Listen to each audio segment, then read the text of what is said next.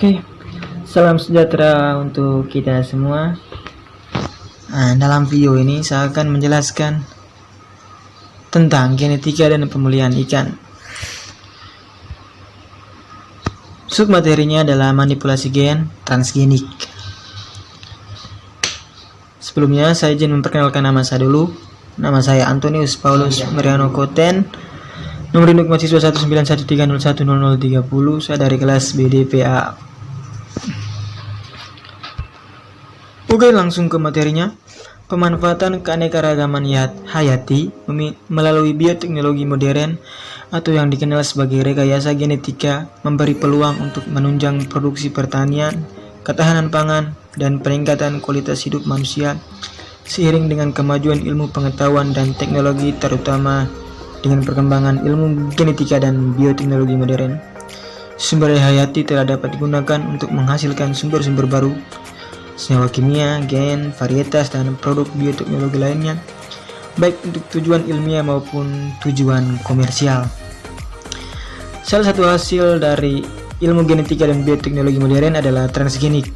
Transgenik sendiri adalah suatu produk bioteknologi melalui teknik rekayasa genetika.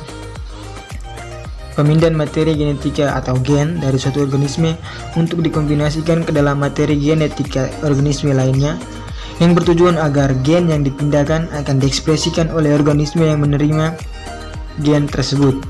Dengan kata lain, pada akhir proses akan dihasilkan suatu individu yang secara genetika telah berubah gennya karena membawa gen asing.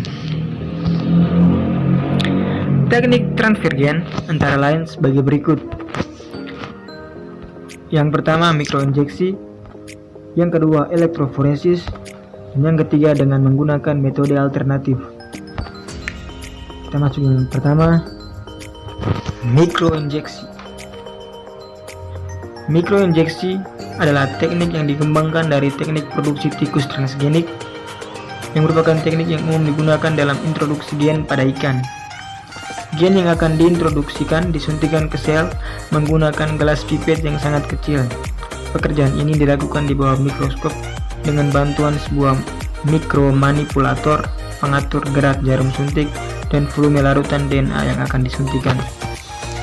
Gambarnya kita bisa lihat pada gambar yang ada di layar. Nah, seperti itu gambarnya.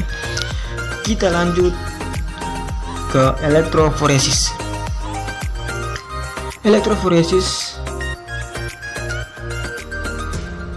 adalah metode untuk membuat rebel holes pada membran sel dengan bantuan aliran listrik yang bergetar atau electric pulse. Sel disuspensikan dalam larutan DNA dan larutan ini dapat masuk ke sel melalui lubang yang telah terbentuk. Pada awalnya, metode ini dikembangkan untuk kultur sel, namun demikian teknik ini juga dapat diaplikasikan untuk telur dan sperma ikan. Yang kedua, transfer gen dengan metode ini dilakukan dengan cara telur yang telah dibuahi disimpan dalam cawan Petri yang mengandung DNA rekombinan, kemudian diberi kejutan agar pori-pori telur terbuka sehingga DNA dapat masuk ke dalam telur. Yang ketiga, menggunakan peralatan elektrik yang dapat memberikan getaran pada sampel telur ikan sehingga pori-pori pada sel telur terbuka yang memudahkan masuknya makromolekul DNA. Untuk gambarnya sendiri bisa kita lihat pada layar.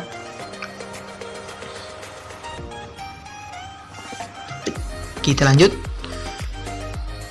Yang ketiga, menggunakan metode alternatif. Metode alternatif lainnya adalah transfer gen dengan bantuan sel atau dikenal dengan cell mediated gen transfer. Teknik ini merupakan pengembangan dari metode mikroinjeksi dengan pertimbangan bahwa untuk menghasilkan ikan transgenik membutuhkan banyak waktu, biaya, fasilitas, dan tenaga. Dengan mengisolasi sel yang membawa gen yang mengkodekan protein aktif, sel tersebut dapat disimpan dalam jangka waktu yang cukup lama dan pada saat dibutuhkan dapat ditransplantasikan ke ikan resipien. Lanjut, manfaat. Adapun manfaat dan tujuan dari teknik transgenetik pada ikan ini sendiri adalah untuk mendapatkan sifat yang diinginkan dan peningkatan produksi.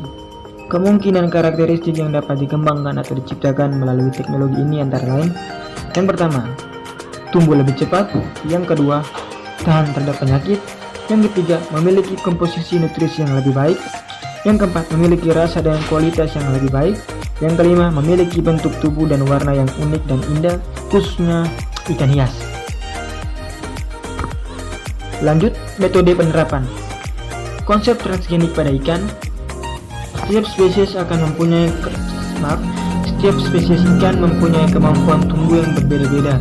Perbedaan pertumbuhan ini dapat tercermin baik dalam laju pertumbuhannya maupun potensi yang tumbuh dari ikan tersebut. Perbedaan kemampuan tumbuh ikan pada dasarnya disebabkan oleh perbedaan faktor genetik. Ikan mempunyai gen khusus yang dapat menghasilkan outragenesis atau sel on transgen ikan tertentu, dan gen umumnya memberikan turunan kepada jenisnya. Untuk mencapai hal tersebut, perlu dilakukan usaha-usaha yang mampu menghasilkan benih ikan unggul seperti yang dijelaskan sebelumnya, yaitu dengan cara rekayasa genetik melalui penerapan teknologi transgenik pada ikan. Transgenik atau teknologi DNA rekombinan atau rDNA merupakan rekayasa genetik yang memungkinkan kombinasi ulang atau rekombinasi atau penggabungan ulang gen dari sumber yang berbeda secara in vitro. Teknologi transgenetik sendiri adalah suatu teknik rekayasa genetik dengan cara mengintroduksi gen yang khas pada ikan tertentu untuk mendapatkan keunikan yang memiliki nilai tambah pada ikan lainnya. Yang berikutnya, kelebihan dan kekurangannya. Kelebihannya, yang pertama, gen luar yang ditransfer telah mampu berintegrasi dengan genomnya. Hal ini dapat dilihat dari hasil pertumbuhan keturunannya yang cukup meyakinkan, yaitu sekitar 4-6 kali lipat pada ikan salmon. 2. Adapun PCR atau Food Conversion Ratio atau perbandingan antara pakan yang diberikan pada ikan transgenik, yaitu mencapai 0,76, sedangkan non-transgenik sebesar 1,02. Ini berarti bahwa ikan transgenik untuk menghasilkan 1 kg daging hanya memerlukan pakan sebanyak 0,76 kg saja, sedangkan pada ikan biomasa untuk menghasilkan daging 1 kg memerlukan 1,02 kg pakan. Berikutnya, kekurangan. Yang pertama, pada kondisi akuarium, ikan transgenik yang cepat tumbuh tersebut 30% lebih cenderung mati sebelum mencapai kedewasaan seksual. Yang kedua, ikan transgenik yang diperlukan ke dalam populasi ikan yang hidup liar menunjukkan hasil mengkhawatirkan. Jika ikan transgenik lepas ke alam liar, mereka dapat menyebabkan pencemaran spesies-spesies air lainnya. Yang terakhir, kesimpulan. Keberhasilan transfer gen menggunakan metode ini ditentukan oleh berbagai faktor, antara lain pemilihan larutan transgenik transspesi yang sesuai dengan mempertimbangkan kesediaan secara komersial, mudah diaplikasikan, keberhasilan tinggi, dan tidak bersifat toksik terhadap embrio.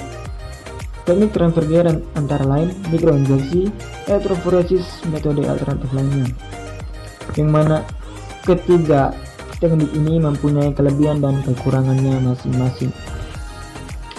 Sekian dari saya, kurang dan lebihnya saya minta maaf. Sekian dan terima kasih.